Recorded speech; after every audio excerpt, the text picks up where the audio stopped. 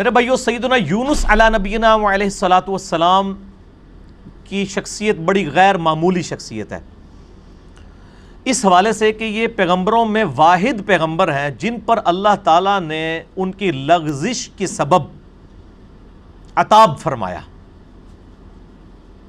حتیٰ کہ سورۃ الصافات میں آیا کہ اگر یونس علیہ السلام مچھلی کے پیٹ میں ہم سے دعا نہ کرتے، اور وہ دعا آئی سورۃ الانبیاء میں، لا الہ الا انت سبحانک انی کنت من الظالمین، اگر یونس ان الفاظ میں ہمیں نہ پکارتے تو مچھلی کے پیٹ سے اسی دن نکالے جاتے جس دن مردے اپنی قبروں سے نکلیں گے۔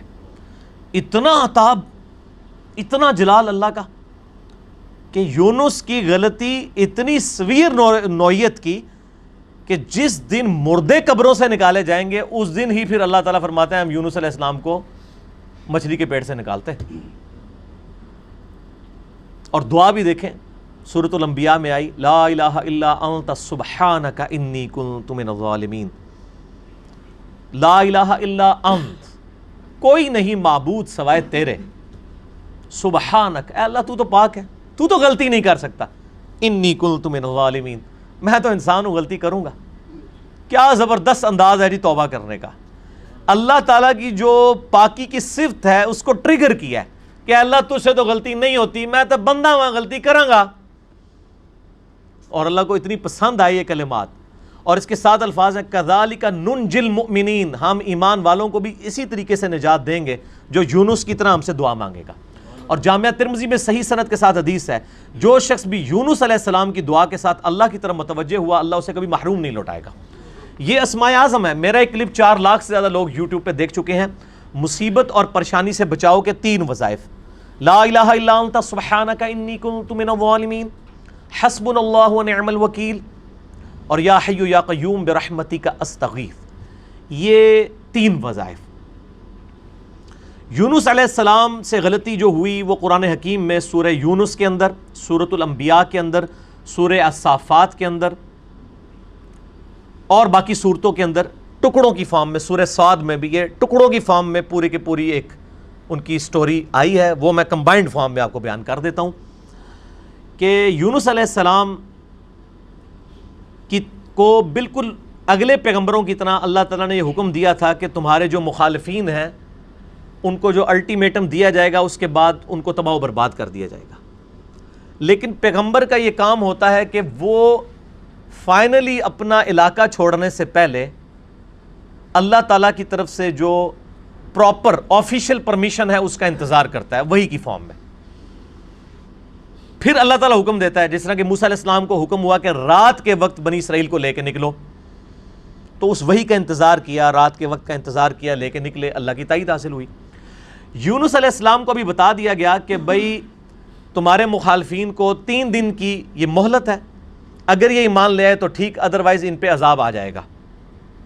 اب جیسے ہی وہ 3 دن پورے ہوئے، کمپلیشن کے قریب تھے، بجائے اس کے کہ یونس علیہ السلام اللہ کی وحی کا انتظار کرتے کہ مجھے اب پراپرلی آخری 1 منٹ میں بھی تو آ سکتی ہے نا وحی، یہ سمجھ لیں تھوڑی دیر پہلے اپنا علاقہ چھوڑ گئے کہ اب تو ٹائم پورا ہونے کے قریب ہے، اب نظر بھی آ رہے ہیں کہ عذاب ان پہ آ جائے گا۔ اللہ کی وحی کا انتظار نہیں کیا، اور قرآن کہتا ہے کہ گمان یہ کیا کہ ہم ان پہ گرفت بھی نہیں کریں گے، بالکل آخری وقت تک انتظار کیا تھا نا، اب کس نے لانا تھا ایمان۔ لیکن پیغمبروں کے لیے چھوٹی سی لغزش بھی اللہ کے حضور جو ہے وہ بڑا معاملہ ہوتا ہے، کیونکہ ان کا رتبہ بلند ہوتا ہے۔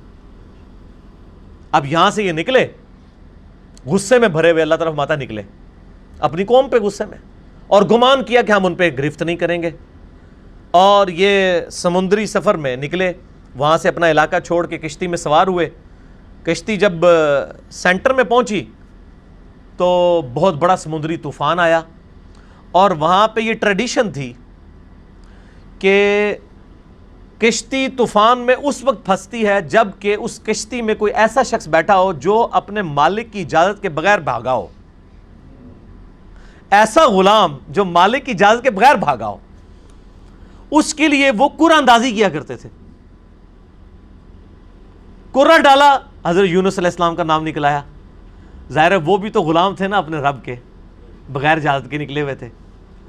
لوگوں نے کہا نہیں نہیں یونس علیہ السلام ہے، یہ تو نیک شریف آدمی ہے, اس نے تو لوگوں کو بھی نیکی کی طرف بلایا, دوبارہ کوڑا ڈالا جائے. دوبارہ کوڑا ڈالا, پھر یونس علیہ السلام کے نام نکلا. تیسری دفعہ ڈالا, پھر یونس علیہ السلام کے نام نکلا. اب لوگوں نے کہا جی ہماری مجبوری ہے. یونس علیہ السلام کو تو پتہ ہی تھا نا, انہوں نے کہا اب یہ آزمائش آ گئی میرے اوپر. ان کو پھینک دیا سمندر میں. قرآن کہتا ہے بڑی مچھلی نے ان کو نگل لیا. قرآن میں دن نہیں آئے. ہمارے ایک سب کانٹیننٹ میں مشہور ہے کہ 40 دن رہے, تو رات میں دن آئے 3 days and 3 nights. جونا علیہ السلام, جونا کہا جاتا ہے انگلش میں یونس کو, یونس علیہ السلام 3 دن اور 3 رات تک, یعنی کتنے بن گئے وہ 72 گھنٹے بن گئے, اتنی دیر مچھلی کے پیٹ میں رہے, 3 دن اور 3. اور ظاہر مچھلی کے پیٹ میں, ویل مچھلی کے پیٹ میں رہے, اور پیٹ میں بھی ظاہر ہے وہ میدے میں ساری گرمائش ہوتی ہے, پورا جسم ان کا, یعنی وہ تو اللہ نے ان کو زندگی دی, وہاں تو آکسیجن بھی کوئی نہیں تھی, وہ تو موجزانہ طور پہ ہی زندہ رہے. بہرحال جسم پہ اثرات آئے ان کے, اور وہاں پہ انہوں نے پھر یہ دعا مانگی, لا الہ الا انت سبحانک انی کنت من الظالمین. بس یہ پڑھتے رہے. اللہ تعالیٰ بتایا ہمیں اندھیروں میں اس نے پکارا, اور اللہ نے دیکھے ان اندھیروں میں بھی اپنے اس بندے کی ندا کو سنا. کذالک ننجی المؤمنین, اسی طریقے سے ہم مومنین کو بھی نجات دیں گے جو ہمیں پکارے گا. اور یہاں پہ وہ کہتے ہیں آیت کریمہ بڑا گرم ہوتا ہے جی, وضو کر کے بیٹھو, خوشبو لاؤ. حالانکہ جس شخص نے یہ پہلی دفعہ پڑھا ہے اس نے خوشبو والی جگہ پہ نہیں پڑھا.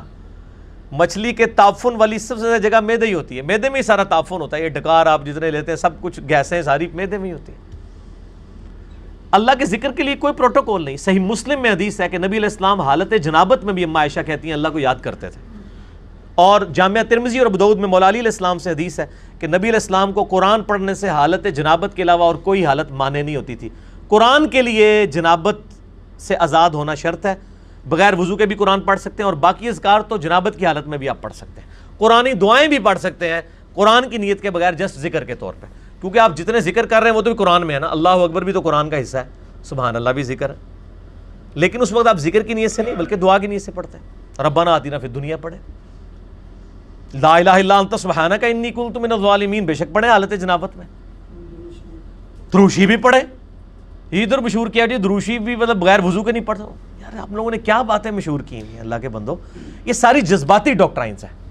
ٹھیک ہے جی, دروشی پہ میرا مسئلہ نمبر 56. اور میں آپ کو بتاؤں یہ وہ ڈاکٹرائن ہے جو ہمارے علماء نے کتابوں میں بھی نہیں لکھی ہوئی, صرف عوام کو پٹیاں پڑھانے کے لیے. کچھ ایسے جھوٹ ہیں جو ان کو اتنی شرم آئی کہ کتابوں میں بھی نہیں ہے, صرف پبلک کو پٹی پڑھانے کے لیے. جیسے جی وہ بت رکھ کے آتے تھے اس لیے رفع الیدین ہوتا تھا. اب یہ اتنا بڑا جھوٹ تھا کہ کتاب میں نہیں لکھا انہوں نے. بہرحال یہ ان کی جو جعلی اور کمزور روایتیں ان سے زیادہ کارآمد ہے. عام آدمی کو یہی پتا ہے کہ جی وہ جی بت رکھ کے آتے سن, چل گیا, شڑول چھوڑی, شڑول چل گئی ہے, دوسری چیز نہیں چلی. اور پھر ہم بھی پھر اس کا جواب پھر شڑول سے ہی دیتے ہیں, اینٹی وینم پھکی الزامی جواب. اچھا ہم کہتے ہیں اچھا یار یہ منع ہو گیا تھے عید دی نماز پڑھی جائے کدے, کہتے ہیں ہاں تو عید ہی بار بار کر دو. آہو جی اسی تے سوچے ہی نہیں کدے, ہاں تو تہاڈی مولوی نے مت ماری ہے نا کہ اس دن جڑا بت رکھ کے آندے ہو تسی, عید والے دن بھی تو آپ کرتے ہیں, پھر وطر کا بھی کرتے ہیں. بہرحال میں ایک ضمن بات ذہن میں آ گئی چونکہ مجلس میں پھر اسی طرح گفتگو ہوتی ہے. اچھا تو یونس علیہ السلام کو اللہ تعالیٰ نے پھر نجات دی. پھر قرآن حکیم میں آتا ہے کہ مچھلی نے ان کو اگل دیا کنارے پہ. وہاں اللہ نے قرآن حکیم میں آتا ہے ان کے لیے کدو کی بیل اگا دی. ظاہر ہے کہ جسم پورا ایک وہ اثرات کی وجہ سے جسم کے اوپر نئی ایک کھال ان کی اگی, دوبارہ سے ان کے سارے معاملات ہوئے, اور اللہ تعالیٰ نے ان کو ایک نئی زندگی دی اور ان پہ عطا فرمایا. اس کے بعد معاف کر دیا. لیکن آپ دیکھیں کہ اس غلطی کا ایک تو عتاب یونس علیہ السلام پہ آیا, اور دوسرا اس کا کریڈٹ ان کی امت کو مل گیا. امت کو کریڈٹ مل گیا اس ڈیوڈ کا. اور سورہ یونس جس کا نام ہی سورہ یونس ہے, اس میں حضرت یونس علیہ السلام کا نام آیا ہے. اللہ طرف آتا ہے کبھی ایسا نہیں ہوا کہ کسی قوم پہ عذاب آ کا فیصلہ ہو جائے اور وہ عذاب ان سے ٹل جائے, الا قوم یونس, سوائے قوم یونس کے, کہ یونس علیہ السلام کی قوم سے یہ عذاب ٹل گیا. کیوں؟ جب یونس علیہ السلام وہاں سے نکلے اور عذاب کے اثار نمایاں ہوئے، عذاب ٹلنا کوئی نہیں تھا. عذاب تو فرعون پہ بھی آیا، اس نے بھی تو کہا تھا نا میں ایمان لایا موسیٰ اور ہارون کے رب پہ. اللہ نے کیا فرمایا قرآن میں؟ الآن، اب لایا، کوئی فائدہ نہیں، ڈبو دیا. یہاں پہ بھی جب عذاب سامنے آیا نا، پوری قوم یونس تقریباً 1,00,000 اور اس سے چند زائد لوگ تھے، سارے کے سارے سجدے میں گر پڑے. انہوں نے کہا یا اللہ معاف کر دے، معاف کر دے، معاف. یونس علیہ السلام واپس قوم میں، قوم زندہ کی زندہ.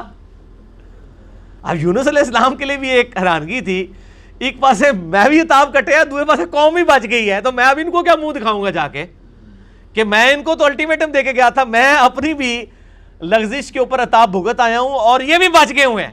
لیکن ان کو پتہ ہی نہیں تھا، قوم تو ایمان لا چکی تھی، تو انہوں نے آتے ہی آپ کے ہاتھ میں بیعت کر لی. اللہ تعالیٰ نے حضرت یونس علیہ السلام کی اس لغزش کو کریڈٹ بنا دیا ان کی امت کے لیے بھی.